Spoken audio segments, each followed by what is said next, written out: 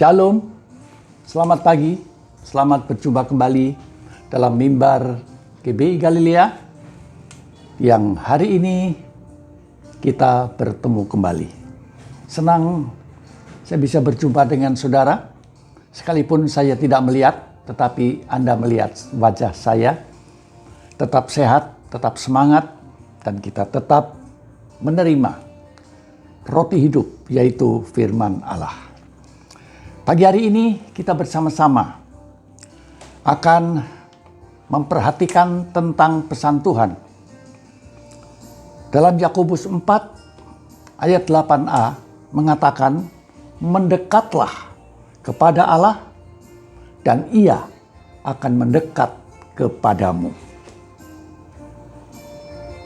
Ayat pembimbing supaya lebih jelas kita akan baca dalam Yohanes 3 ayat 30 sampai dengan 36. Ia harus makin besar, tetapi aku makin kecil. Siapa yang datang dari atas adalah di atas semuanya.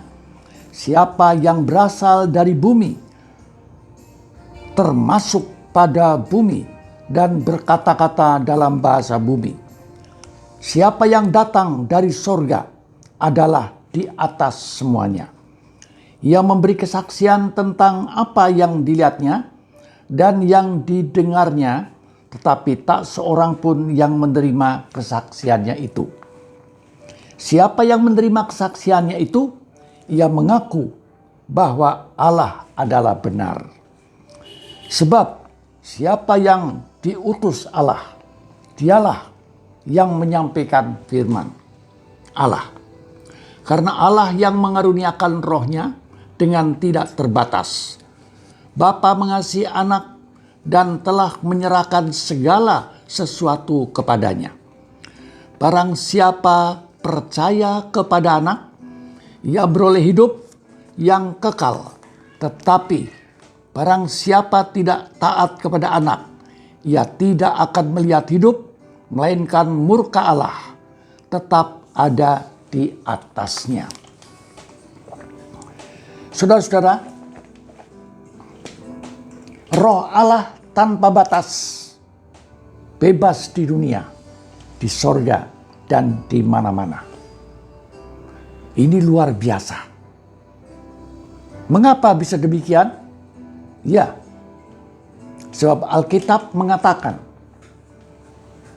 bahwa Allah itu adalah pribadi, oknum yang mulia, yang kekal, yang tidak terbatas, dan yang telah ada dengan sendirinya, awal dan akhir, alfa dan omega, pencipta segala-galanya. Ia menghukum, tetapi juga ia menyelamatkan kepada ciptaannya, pada orang-orang yang percaya kepadanya. Ia tidak pernah bersalah, ia sempurna, ia adil, ia penuh dengan kasih. Dan Allah yang mengasihi mau mendekati kepada kita yang berdosa ini. Tetapi juga apabila kita menerima panggilannya dan mau mendekat kepadanya. Seperti Mazmur Daud mengatakan, hanya dekat Allah saja aku tenang.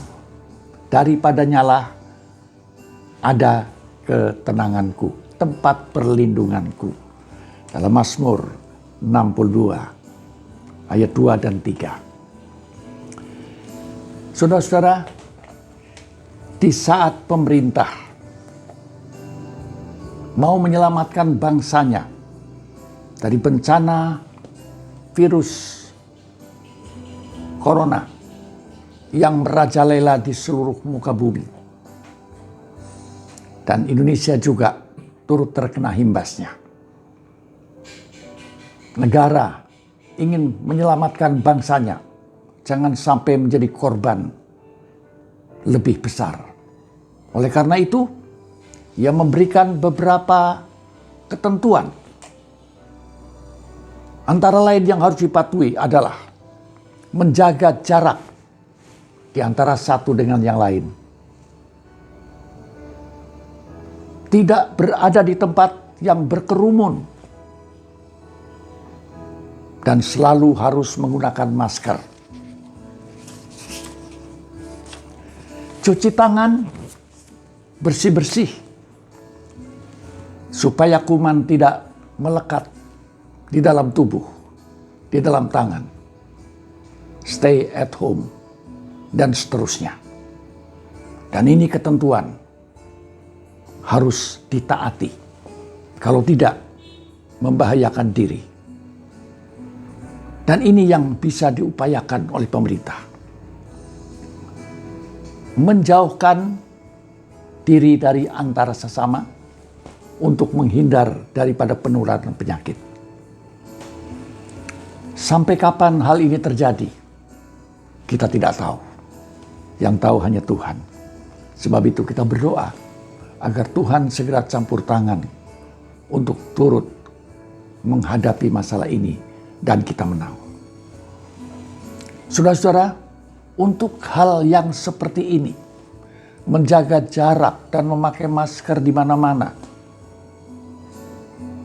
tidak boleh berkerumun. Ini seperti menyiksa banyak orang, mengejutkan banyak orang. Orang yang tidak terbiasa dengan ini, ia akan terkejut. Orang yang biasa hidup merdeka dan bebas, ia tidak mau dikendalikan seperti ini. Namun demikian, ada yang mendukung, setuju. Karena ini adalah untuk keselamatan diri sendiri maupun keselamatan orang lain. Dan dilaksanakan. Tetapi juga kadang ada yang tidak terima. Dia memberontak dan melawan kepada petugas yang melarang mereka berkerumun. Saudara-saudara, tetapi tatanan baru ini yang nanti akan disebut new normal harus tetap berjalan dan siap diikuti. Sebab ini adalah cara yang terbaik yang harus dilakukan. Dan kita tunggu saja sambil berdoa apa yang kita lakukan semuanya dapat berhasil dengan baik. Tetapi sekarang kita kembali kepada firman Tuhan. Dalam hal menjaga jarak, kita berbeda antara hubungan kita dengan Allah. Apa kita harus menjauh dengan Allah? Oh, tentu tidak. Sebab Tuhan berkata, mendekatlah kepada Tuhan. Dan itu tidak dilarang. Bahkan dianjurkan. Mendekatlah kepada Tuhan, maka Tuhan akan mendekat kepadamu. Dalam Mazmur 84 ayat yang ke-11, Mazmur yang bagus yang senantiasa menjadi bagian dalam bacaan dan pujian. Lebih baik satu hari di rumah Tuhan daripada 1000 hari di tempat lain. Saudara-saudara, di dalam situasi dunia yang berat saat ini, hanya Allah yang dapat memberi jalan keluar. Hanya Allah yang dapat memberikan kekuatan. Hanya Allah yang bisa memberikan pertolongan. Sebab Allah itu adalah segala-galanya. Jangan sampai salah. Orang hanya melihat bebannya yang berat. Orang hanya melihat kesukarannya yang berat. Tetapi tidak melihat pertolongan Tuhan. Bahwa Tuhan akan memberikan kekuatan. Sebab itu kita melihat setiap masalah yang kita hadapi, Tuhan pasti akan memberikan pertolongan. Bagaimana cara mengatasinya? Tidak lain adalah kita harus dekat kepada Tuhan. Yang pertama adalah kita harus mendekat kepada Tuhan dan berlindung kepada Allah saja. Dan jangan menjauh dari Allah. Allah harus semakin besar di dalam kehidupan kita, tetapi kita harus menjadi semakin kecil di hadapan Allah.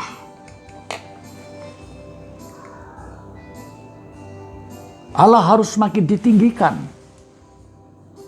tetapi kita harus semakin merendahkan hati. Allah harus terus bertambah, dan kita harus berkurang-kurang. Allah akan memberikan kekuatan dan turuti panggilan Tuhan, karena Tuhan itu terlalu baik bagi kita. Pada saat kita sudah tidak mampu untuk memanggul beban, Ia yang akan turun tangan. Tetapi kita harus mendekat kepadanya. Kalau kita jauh, bagaimana kita ini akan mendapat pertolongan? Sebab itu tepatlah apa yang dikatakan oleh Tuhan dalam Matius 11 ayat yang ke-28. Marilah kepadaku semua yang berbeban berat, karena aku akan memberikan kelegaan kepadamu. Lega, senang, dan nyaman, bebas dari beban. Dan itulah yang harus kita lakukan. Mendekat kepada Tuhan sesuai dengan panggilan Tuhan. Mari mendekat kepadaku. Yang kedua, tadi dianjurkan oleh pemerintah bahwa kita harus menutup mulut dengan masker. Maksudnya tentu supaya kuman tidak masuk menyerang kita. Dan kita juga tidak mengeluarkan sesuatu yang membahayakan orang lain. Sesuatu hal yang tersirat sesungguhnya mempunyai makna yang positif.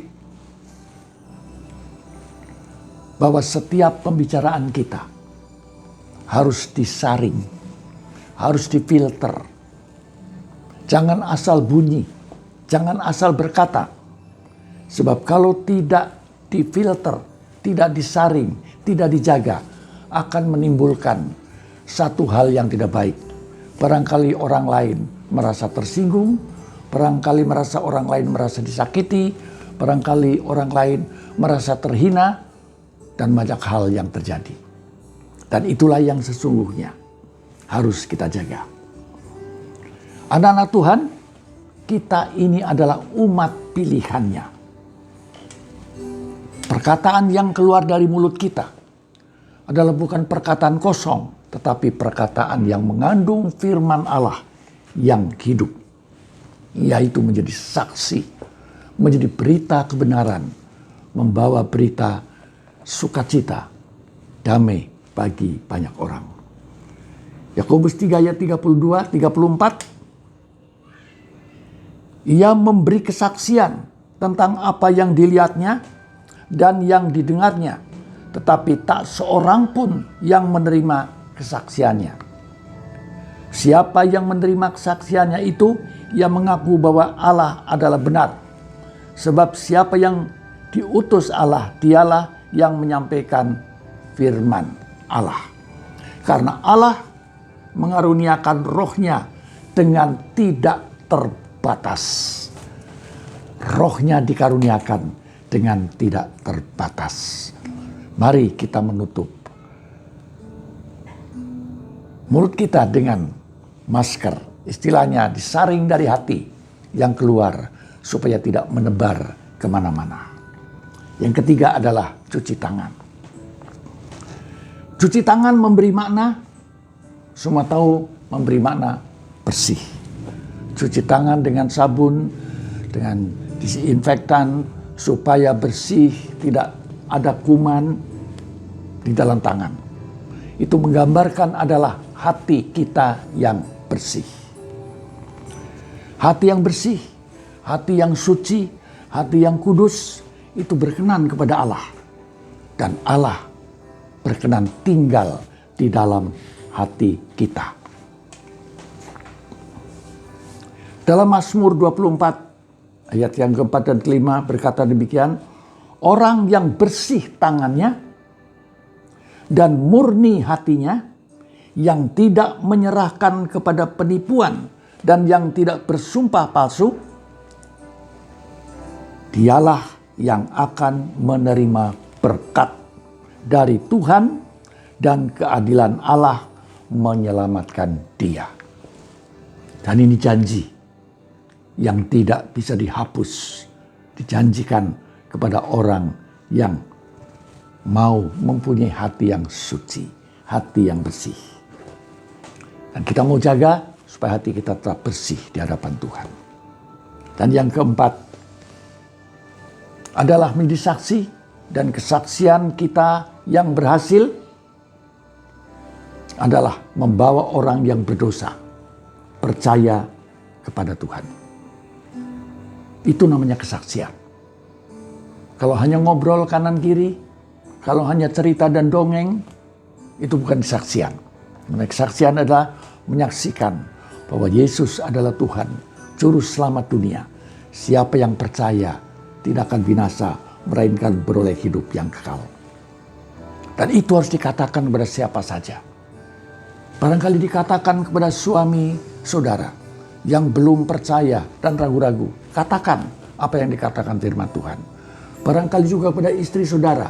Barangkali juga kepada orang tua saudara. Barangkali juga kepada teman saudara.